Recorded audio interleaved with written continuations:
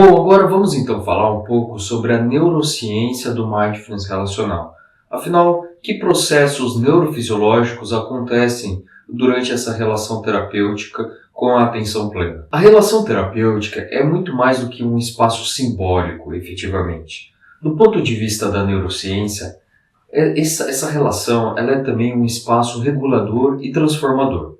Em outras palavras, é um espaço em que os sistemas nervosos envolvidos estão se influenciando o tempo todo, ou seja, eles estão interdependentes, eles estão interconectados. E quando o psicoterapeuta está presente, ele está praticando o mindfulness relacional de maneira consciente, ele oferece uma empatia neurofisiológica que está ligada a uma regulação emocional do nosso sistema nervoso, que tem como base principal esse funcionamento e entendimento da neurociência, que é por isso que a gente vai discorrer um pouco da visão da neurociência frente à ideia do mindfulness relacional. Fundamentalmente, o mindfulness relacional envolve a ativação de redes neurais ligadas, sobretudo, à empatia, à percepção social e à autorregulação emocional. As três estruturas fundamentais neste processo são as seguintes, e eu vou listar aqui embaixo, para que a gente consiga ler junto exatamente quais são esses locais, esses processos específicos ligados ao mindfulness relacional e à neurociência. Então vamos lá, vou listar aqui. É a amígdala, o córtex pré-frontal medial e os neurônios espelho. Então vamos ver aqui o diagrama com esses três elementos fundamentais. Então, o primeiro elemento, que é esse que a gente discorreu, que é a amígdala, que é a região do cérebro ligada justamente à reatividade emocional. E o mindfulness dentro dessa perspectiva neurocientífica, ele regula essa resposta. Então, ele atua na amígdala diminuindo essa reatividade emocional, aumentando, portanto, essa regulação neurofisiológica. Então, o segundo elemento fundamental aqui dentro da neurociência, do mindfulness relacional, é o córtex pré-frontal medial, que está ligado a uma região da mentalização e regulação emocional. E a ideia é que o mindfulness relacional ele fortalece essa região, de maneira que a gente aumenta essa ativação nessa região do córtex pré-frontal medial, que possibilita também que a gente consiga ter maior reequilíbrio, restauração emocional, a nível de a gente conseguir se relacionar melhor no nosso processo psicoterapêutico. E por último, o terceiro elemento, e não menos importante, é justamente o elemento da neurônios espelho, que é essa ideia que também vem do senso comum do espelhamento, fisiológico. E esses neurônios espelho eles estão justamente relacionados com a empatia e a sincronia, que é esse lugar em que a gente consegue mergulhar no mundo do outro, a gente consegue se reconectar com aquele universo, sem julgamento, sentindo. A gente às vezes até consegue, é o que faz, por exemplo, a gente conseguir assistir filmes, a gente conseguir ler livros, a gente consegue mergulhar em universos, em personagens, justamente porque a gente tem esse neurônio espelho. Dentro dessa perspectiva, o mindfulness relacional, ele favorece, ele potencializa essa corregulação com o paciente.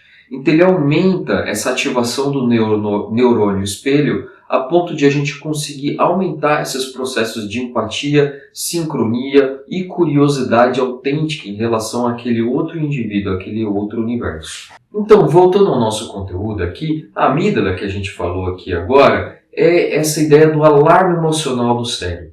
E os estudos mostram que as práticas regulares de mindfulness, elas ajudam a gente a diminuir essa hiperatividade, essa hiperreatividade emocional, o que favorece com que a gente tenha mais essa estabilidade em relação à nossa vida, na nossa rotina, nos nossos relacionamentos.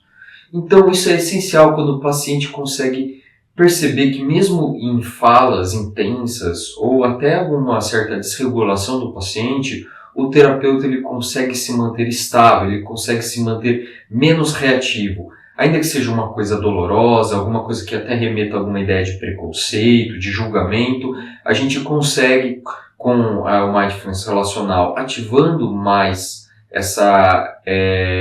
essa capacidade de estabilização do humor, diminuindo essa reatividade emocional da amígdala, a gente consegue então responder melhor a situações da psicoterapia. Já o córtex pré-frontal medial, que a gente falou aqui por sua vez, está muito ligado ao princípio fundamental da autorregulação, empatia e compreensão da perspectiva do outro. Então é justamente aquela autorregulação da DBT, aquela empatia da terapia rogeriana e a compreensão da perspectiva do outro, no sentido de a gente conseguir mergulhar naquele universo, seja um universo fictício, um universo de uma narrativa, de uma descrição. Enfim, é essa capacidade que a gente tem de se reconectar. Então, os terapeutas e psicoterapeutas que treinam mindfulness relacional tendem a ter mais essa área ativada durante as sessões. Então, o mindfulness ele favorece que a gente consiga ter mais incorporação da autorregulação dentro dos processos interrelacionais. É justamente o mindfulness atuando nas emoções e atuando na capacidade de a gente conseguir criar conexões com menos julgamento e menos reatividade emocional. E é aí que existe essa ideia, que são os dois principais fundamentos do mindfulness, que é a capacidade de aumentar a consciência e a capacidade de aumentar a compaixão. A gente consegue ter essas duas asas respondendo aos processos clínicos. A capacidade de a gente conseguir observar com clareza, mas ao mesmo tempo sentir aquele universo, ter empatia e compaixão pelo outro, com desejo de mudança autêntico. Agora vamos falar um pouco dos neurônios espelhos, que são fundamentais. Eles nos ajudam justamente a gente conseguir entrar em ressonância emocional com os outros. Então a ideia é que quando um terapeuta fala alguma coisa com calma e respira com estabilidade, isso acaba sendo espelhado inconscientemente pelo sistema nervoso do nosso paciente. E da mesma maneira pode ter o fator negativo, né? Se, por exemplo, o psicoterapeuta ou o paciente está muito estressado, muito agitado, muito instável, né? Isso, por meio dos neurônios espelhos, a gente consegue entrar nessa ressonância, a gente consegue às vezes até sentir aquela emoção do outro. Então é a ideia que a gente consegue criar uma ordenação, a gente consegue entrar no mesmo sinal, como se fosse um sinal de rádio, a gente entra no mesmo sinal de frequência emocional do outro. Seja do lado benéfico, saudável, salubre, seja no sentido do malefício, de a gente sofrer junto, que também é alguma coisa que a gente precisa ter muita consciência dentro do nosso trabalho clínico. E é justamente assim, então, que acontece essa corregulação na prática. Então, só o fato de o psicoterapeuta estar consciente, regulado, estável, isso já cria uma atmosfera dentro do espaço terapêutico de estabilidade, de organização, de restauração emotiva, de regulação emocional. Então, a ideia é que, por meio dos neurônios espelhos, a gente consegue simplificar a terapia. Só o fato de a gente estar ali, presente, consciente, compassivo, já vai ser transferido para o paciente por meio desses neurônios espelho. E todos esses processos que eu disse, da amígdala, dos neurônios espelho, do córtex pré-frontal medial, tudo isso ativa esse sistema parasimpático, que é que a gente já falou um pouco no início do nosso curso aqui, que é esse sistema do relaxamento, da consciência, da amorosidade, que gera justamente essa sensação, passa essa sensação, né?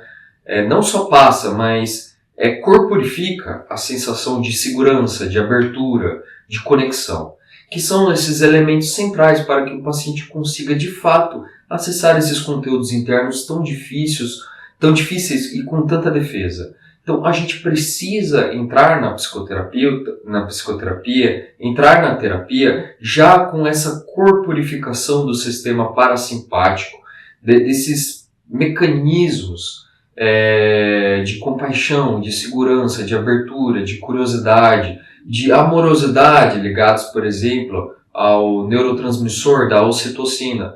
Tudo isso já vai criando configurações para que o paciente diminua seus mecanismos de defesa. Configurações essas que vão ajudar para que a conexão seja mais fortalecida e mais solidificado. E além disso, ao longo do tempo, essa experiência repetida do mindfulness relacional, que ativa esse sistema parasimpático da segurança, da regulação, da amorosidade, da consciência, da compaixão, vai, a longo prazo, modificando esses circuitos neurais do paciente. Então, em outras palavras, a gente pode dizer que aumenta um outro conceito super fundamental dentro da neurociência, que é a neuroplasticidade, que é essa capacidade do cérebro de se criar novos padrões mais adaptativos de funcionamento. Então, a ideia aqui é que as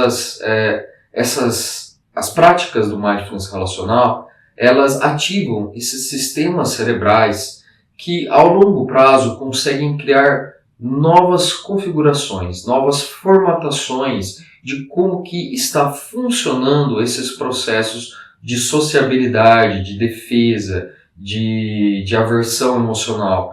Então, aos poucos, tudo isso vai criando uma solidez, vai se consolidando enquanto processos permanentes. Então, cada vez mais tanto o terapeuta, quanto o paciente, quanto o próprio processo relacional que existe ali, vai se instaurando essa neuroplasticidade em direção ao sistema parasimpático.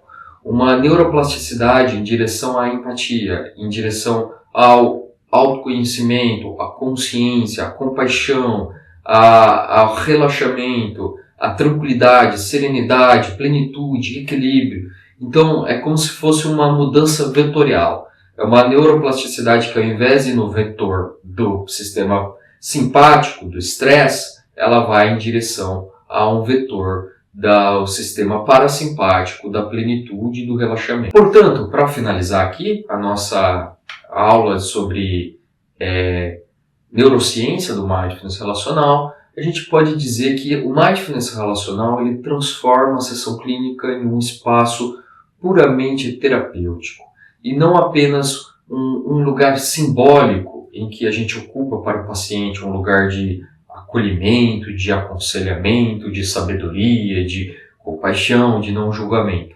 Mas existe também uma concretude, uma materialidade neurobiológica que permite com que esses processos acabem indo para uma direção da saúde e do bem-estar.